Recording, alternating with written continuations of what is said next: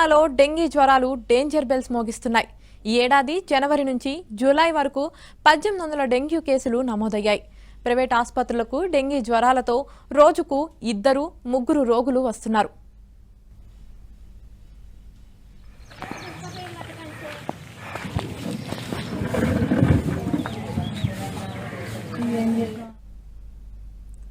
మరోవైపు డెంగీ రక్కసి ఓ నిండు గర్భిణి ప్రాణాన్ని బలికొంది. అమ్మలేని ఈ లోకాన్ని చూడమన్నట్లుగా ఆ కవల ఆడబిడ్డలు కళ్ళు తెరవకుండానే కన్నుమూశారు. హృదయాల్ని పిండేసే ఈ దీనగాథ హనుమకొండ జిల్లాలో చోటు చేసుకుంది.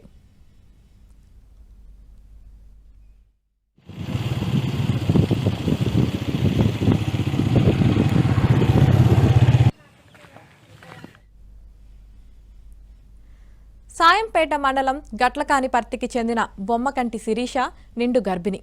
వైద్యులు ప్రసూతి తేదీ కూడా ఇచ్చారు. అంతలోనే ఆమె డెంగీ జ్వరం సోకి కన్ను మూసింది. కవల పిల్లలకు జన్మనివ్వాల్సిన ఆ తల్లి విగతజీవిగా పడి ఉండటం చూసి ప్రతి ఒక్కరూ కన్నీరు మున్నీరవుతున్నారు. రేపో మాపో ఈ లోకాన్ని చూడాల్సిన ఆడబిడ్డలకు నిండు నూరేళ్లు నిండటం అంతులేని విషాదాన్ని నింపింది.